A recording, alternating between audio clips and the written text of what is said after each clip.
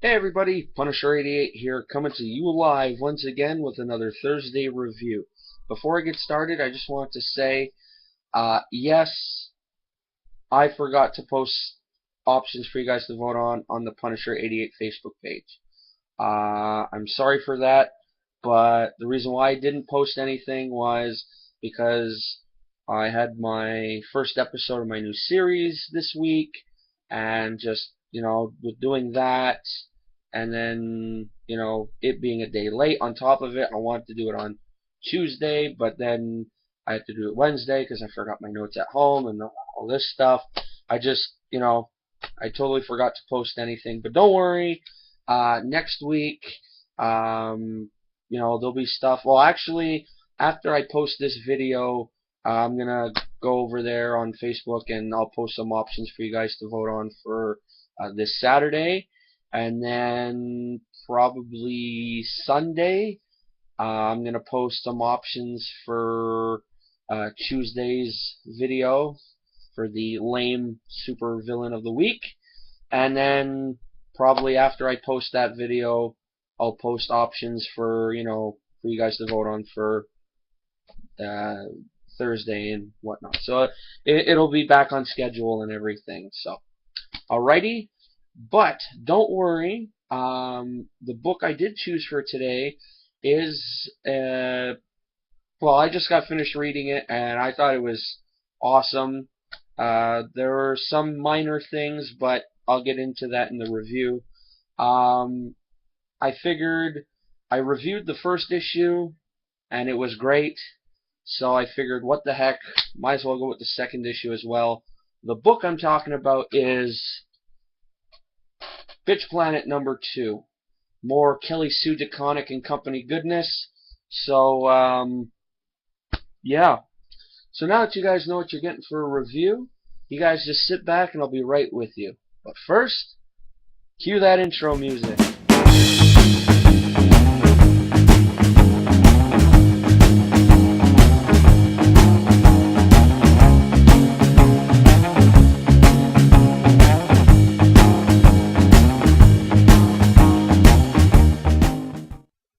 Hey everybody, welcome back. So as I mentioned in my intro, today I'm covering Bitch Planet #2 from Image Comics. Now, this series is written by the ever so talented Kelly Sue DeConnick. The artwork is done by Valentine Delandro, and the pencils are done by Chris Peter. Now, for those of you who watch my reviews, you guys would know that I like to start with the cover first. So, let's check it out. Whoop. Now, right off the bat, I love this cover. Why do I love this cover? Well, I love it for the same reason why I love the cover of Bitch Planet #1. Now, as you can see, and I'm trying not to get too much glare on there. Now, you can see they use a lot of very light colors. Like you can see they use pink and light green, and there's red, and there's like yellow and everything. And normally when it comes to a comic book cover, I'm one for very dark, bold colors. But every now and then, there'll be a cover with some very light colors that I'll be like, that looks cool. Bitch Planet, so far 1 and 2, these covers have me going, these covers are cool. Why? Well, even though they're using very light colors, I like how, as light as they are, they actually darken them a bit, because they make the colors look very, weathered. It's a very dingy look. And I like also how there's little details in the covers. Like when you look close, it looks like the background's very like scratched up and everything. And I love when a comic book cover has a certain effect to it. So that's why I love this cover, and I loved Bitch Planet #1 as well. So, yeah, right off the bat, this book's batting 1,000.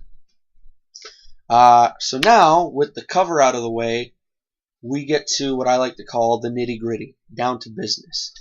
But before I do that, this is where I know I'm going to sound like a broken record, and I apologize to the more, how can you say it, the more veteran viewers of my channel. I don't know. Anyway, I apologize to you guys now, but as I've mentioned in one of my other videos, this little disclaimer or whatever is more for the newer viewers who are stopping by my channel. And basically what I want to say is, if at any point during, any of my newer reviews that I've posted, um, if you guys see that, I look down quite a bit from the camera and it sounds like I'm just reading to you guys, well, that's because I have my notes in front of me. Now, the reason why I have my notes in front of me are basically for three reasons. One, I just find with my notes in front of me, the review flows a lot better, how I have everything structured out. The second reason is, let's say if I get lost, I could backtrack to where I was and I'd be like, oh yeah, that's where I am, Whereas if I don't have my notes in front of me, everything is just all over the place and very loosey-goosey, and that's how my reviews used to be, and well, and the third reason is basically memorizing text and just relaying it back to whatever audience I was sitting in front of from memory was never my strong suit. So therefore, the notes. So if you guys could, if you guys are cool with that, and just bear with me, we'll get through the review, and we'll all live happily ever after and be on our merry way. Alrighty? So, first off, the good. Now, Bitch Planet continues on as readers get to see how the other side of the universe works. We catch a glimpse into the lives of the powerful and the wealthy, or the ones in control. And the book broadens a bit more to give readers a full scope of the story and who the key players really are. While there is some minor problems with with everything as a whole, but one thing I have to say is Kelly Sue DeConnick, man, she crafts these characters so good. I'll go as far as even saying she crafts them extremely good. You know, through their dialogue and everything, it's just amazing. We have distinctive voices now for these different characters, which is, I find, something you really need for such a strong book. The opening is pretty cool. We get a sense of a character named Father Josephson. I'm not quite sure if we were introduced to him in the first book, but anyway, and I gotta say, man, he is, to put it super simple, he sucks. And to those of you who got Bitch Planet #2 and have read it already, I'm sure you guys are probably agreeing with me now, going, yeah, this guy sucks big time. You guys just won't like him, pretty much. He's arrogant. He's cocky. He says whatever's on his mind, which isn't always a good thing.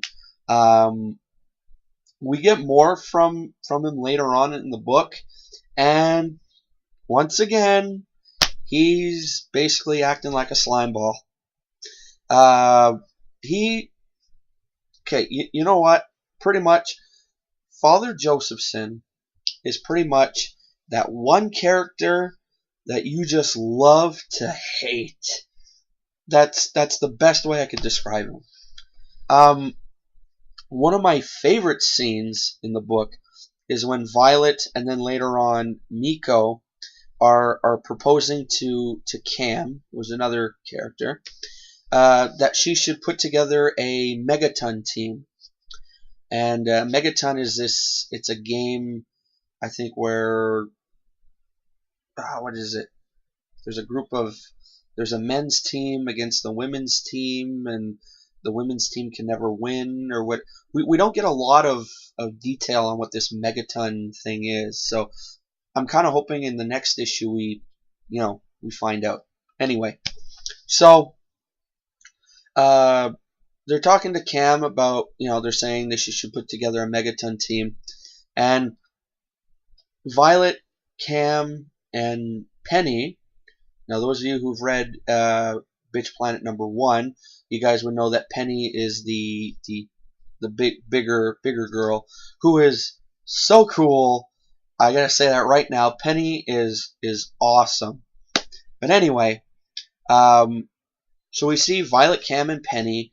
They're running, and during the exercise time that we see them, Penny kind of falls behind, and Violet and Cam, they continue talking, but in the background we see Penny takes on one of the prison guards, and as the scene progresses, pretty much a full-on riot breaks out, and it's done so cool because it's kind of that the camera's focused on the two people in front, and you see what's going on in the back, and as the scene progresses, oh my god, it's so funny because you just see more people piling on and flying around.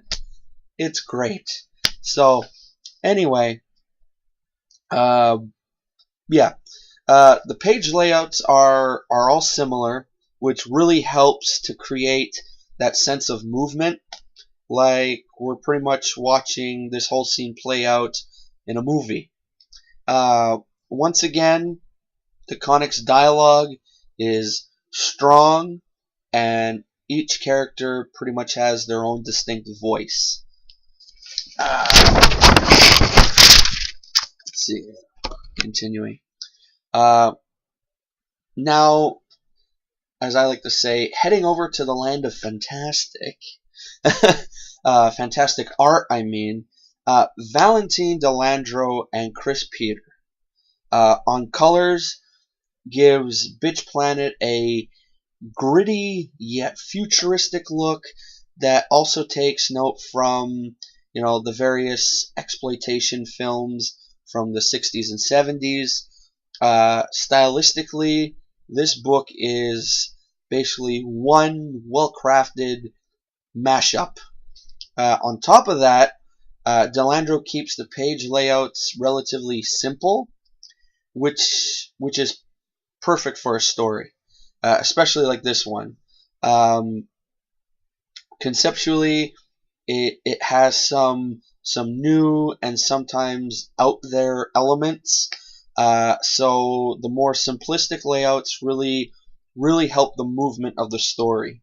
Don't get me wrong, it's not basic by any means, and Delandro is fantastic.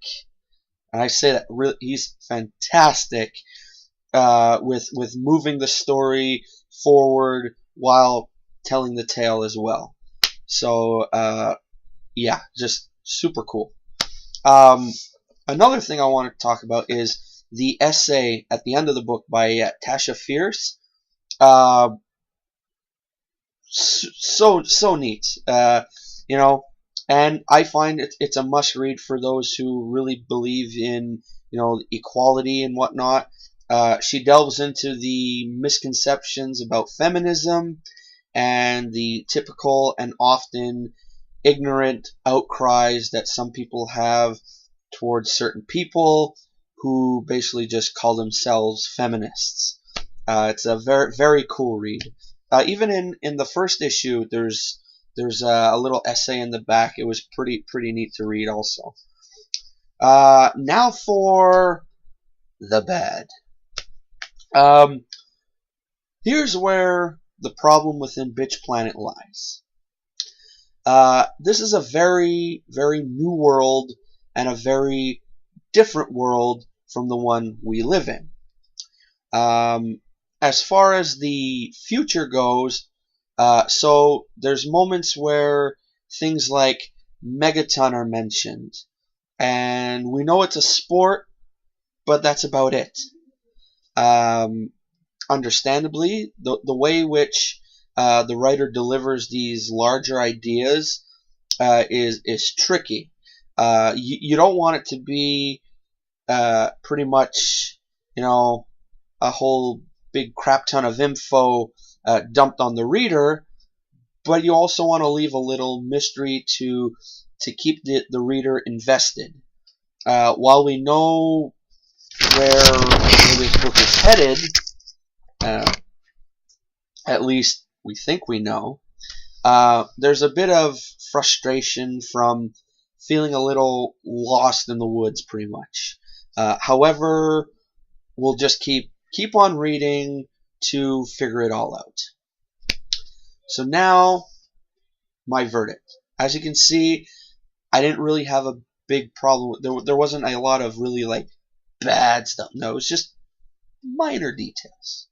I'm not being, nitpicky or whatever, but again, just minor details. That's about it. So anyway, yeah, the verdict. Um, Hands down, I'm loving Bitch Planet. It's an awesome series.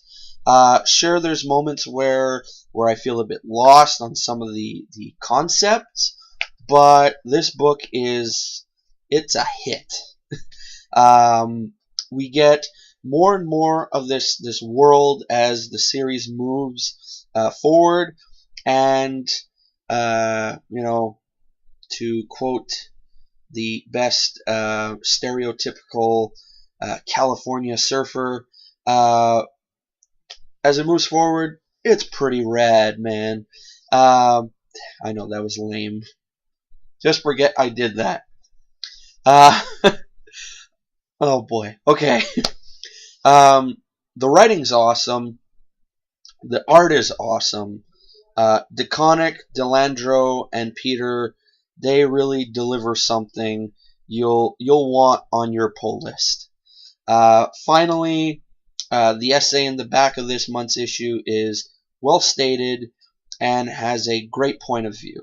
So, all in all, go buy Bitch Planet already. That's all I gotta say. So, that's that. So that brings me to the end of this review. I hope you guys stuck around for the 15 minutes and 30 some odd seconds. Hope I didn't bore you too much.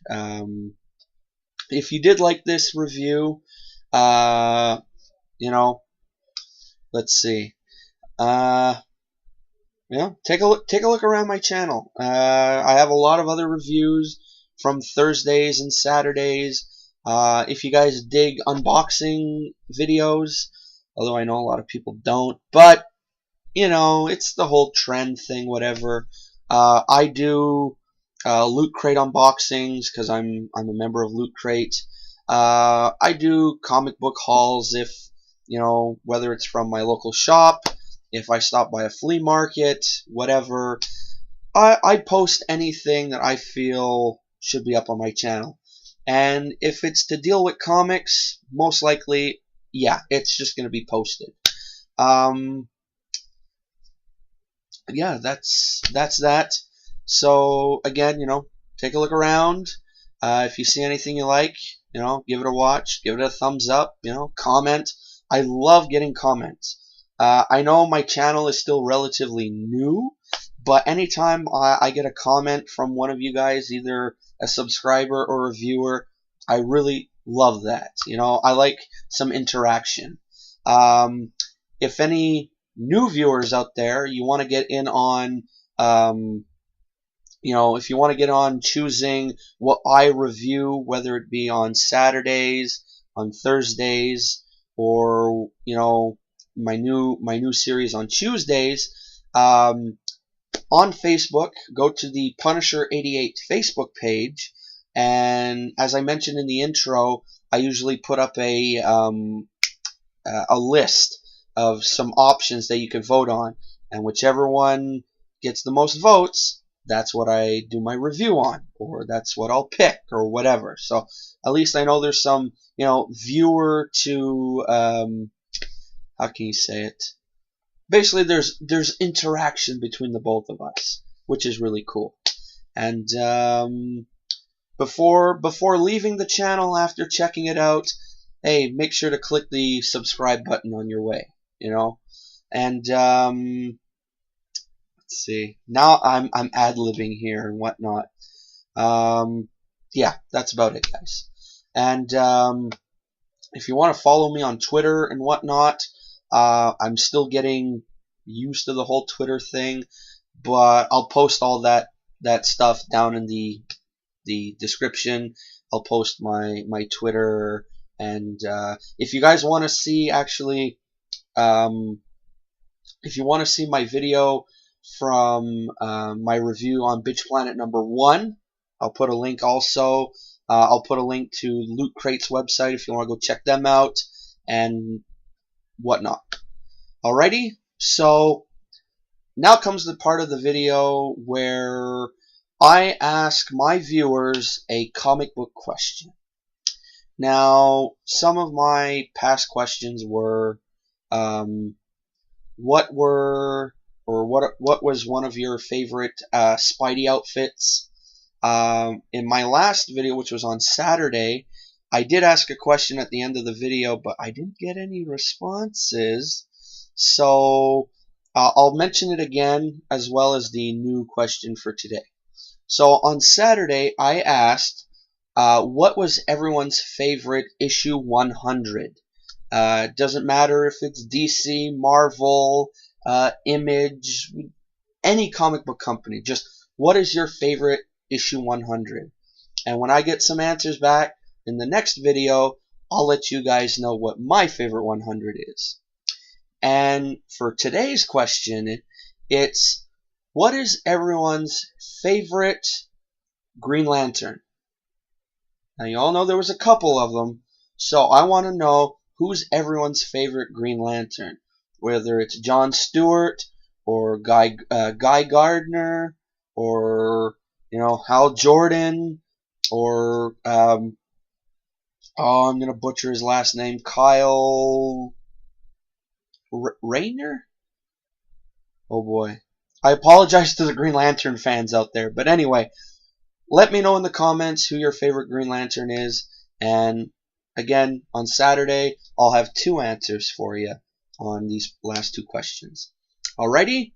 So before I start babbling and whatnot, I'm going to end this here and basically go...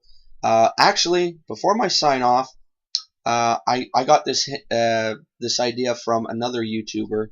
He usually does this at the end of his videos, so I'm going to try and incorporate it here.